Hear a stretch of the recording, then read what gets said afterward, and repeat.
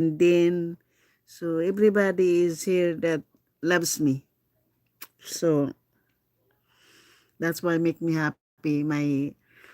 I was so bothers before. I was depressed all the time, thinking about committing suicide all the time. So now that kind of thought that I had, that I would like to end my life, it's no more.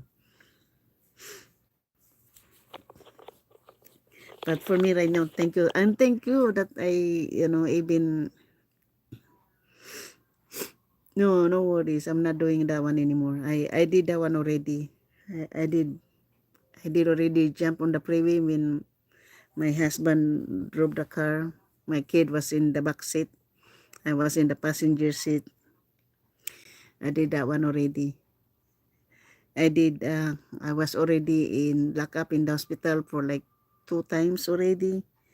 Called 54, 50, 54, uh,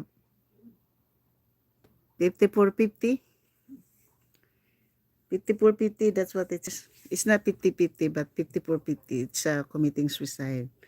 So it's for me right